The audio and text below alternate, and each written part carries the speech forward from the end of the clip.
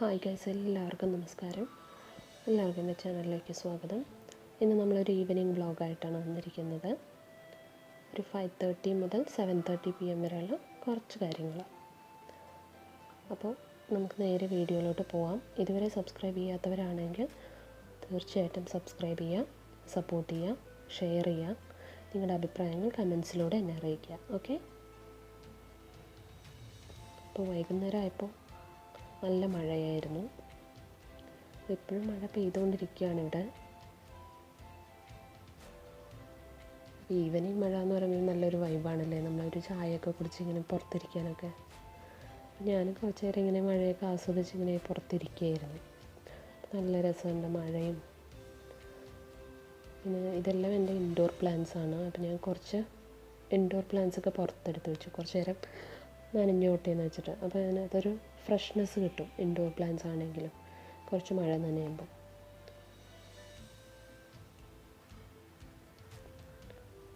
ഞാൻ വളരെ ചെറിയ പ്ലാന്റ്സ് ആയിരുന്നു വാങ്ങിച്ചിട്ടുണ്ടായിരുന്നത്. അത് വളരെ പെട്ടെന്ന് തന്നെ വളർന്നു.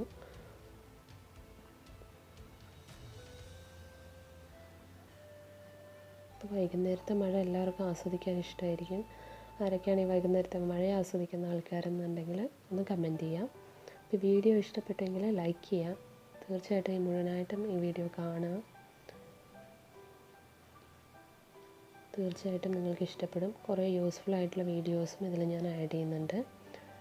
അപ്പോൾ ഈ വീഡിയോസിൽ ഞാനിന്ന് ആഡ് ചെയ്തിരിക്കുന്നത് ഒരു പുളി സാദം റെസിപ്പിയാണ്. പുളി സാദം എന്ന് വെച്ചാൽ നമ്മൾ ലെഫ്റ്റ് ഓവർ റൈസ് വെച്ചിട്ട് നമ്മൾ ടാമറിൻ റൈസ് ഉണ്ടാക്കാം. അപ്പോൾ അത് നമുക്ക് തീർച്ചയായിട്ടും ഇഷ്ടപ്പെടും. വളരെ സിമ്പിൾ റെസിപ്പിയാണ്. ഒരു 2-3 മിനിറ്റ്സ് കൊണ്ട് നമുക്ക് റെഡിയാക്കി എടുക്കാൻ പറ്റും. അപ്പോൾ നിങ്ങൾ ഈ വീഡിയോ മുഴുവനായിട്ടും കാണണം. അപ്പോൾ ഇതിന് മുമ്പുള്ള വീഡിയോസും നിങ്ങൾ കാണുക, സപ്പോർട്ട് ചെയ്യുക. കുറേ റെസിപ്പി വീഡിയോസ് ഇതിന് മുന്നേയും ചെയ്തിട്ടുണ്ട്. ഞാനിവിടെ ഗരം മസാല ഉണ്ടാക്കാൻ വേണ്ടിയിട്ട് ഹോൾ സ്പൈസസ് ചൂടാക്കിക്കൊണ്ടിരിക്കുകയാണ്. അപ്പോൾ ഈ ഗരം മസാല ഞാൻ ഉണ്ടാക്കുന്നത് 2:1:1 റേഷ്യോ വെച്ചിട്ടാണ്. ആകെ 3 ഹോൾ സ്പൈസ് ആഡ് ചെയ്യുന്നുള്ളൂ. എന്ന് വെച്ചാൽ ഒരു സ്പൂൺ പട്ട എടുക്കുകയാണെങ്കിൽ അതിൻ്റെ നേരെ പകുതി ഗ്രാമ്പും ഏലക്കായും, അങ്ങനെയാണ് എടുക്കാറ്. അപ്പോൾ ഇതെല്ലാം ഞാൻ കുറച്ച് വീട്ടിൽ പോയപ്പോൾ കൊണ്ടുവന്ന സാധനങ്ങളാണ്. നല്ല ഫ്രഷ് ആയിട്ടുള്ള തുളസി. അപ്പോൾ തുളസി ഞാൻ രാവിലെ മോർണിംഗ് ഡ്രിങ്കായിട്ട് കുടിക്കാറുണ്ട്.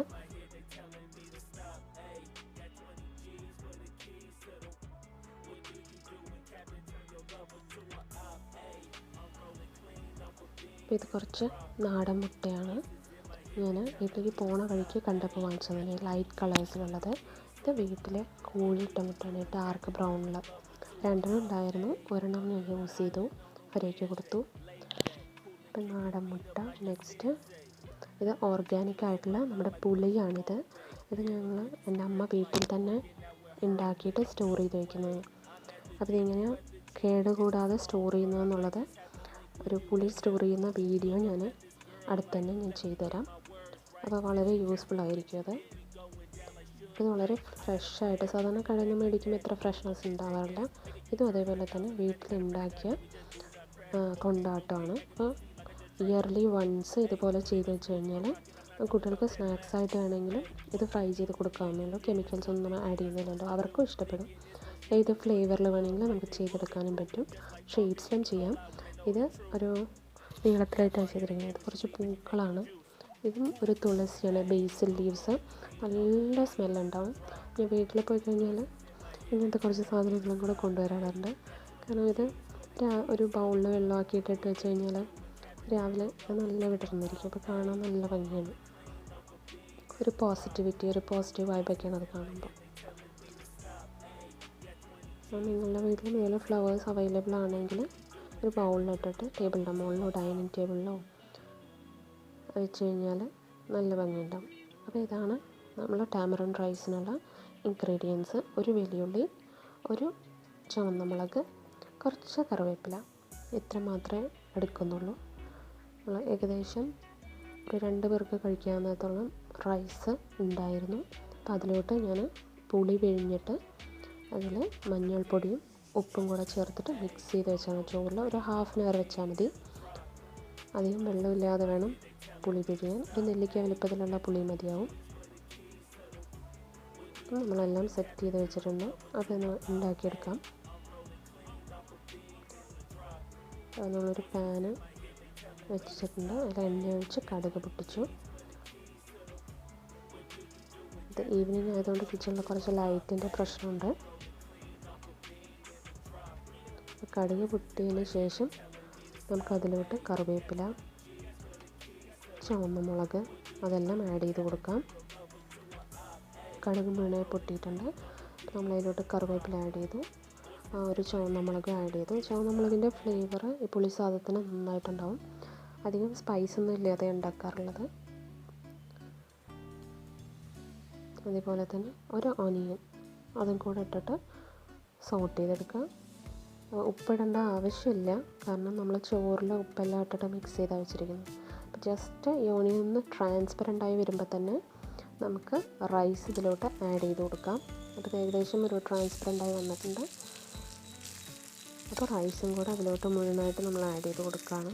ആഡ് ചെയ്ത് കൊടുത്തതിന് ശേഷം നല്ലപോലെ ഒരു ലോ മീഡിയം ഫ്ലെയിമിൽ വെച്ചിട്ട് നമ്മളത് മിക്സ് ചെയ്തെടുക്കുകയാണ്.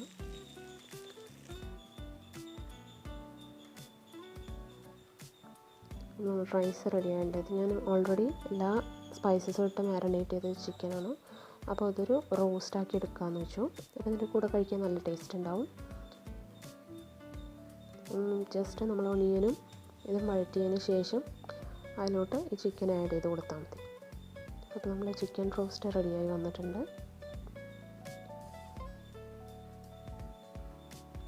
അപ്പോൾ ഇതിൻ്റെ റെസിപ്പിയും ഞാൻ അടുത്ത വീഡിയോയിൽ ആഡ് ചെയ്യാം.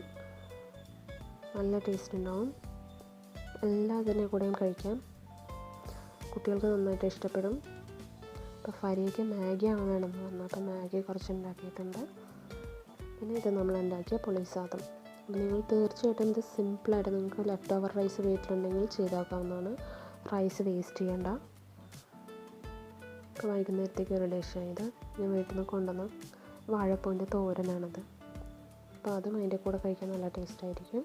അപ്പോൾ നമ്മളെല്ലാം റെഡിയാക്കി വെച്ചിട്ടുണ്ട്. പിന്നെ ഫുഡ് കഴിക്കേണ്ട ആവശ്യമുള്ളൂ. അപ്പോൾ ഈ വീഡിയോ എല്ലാവരും കാണുക.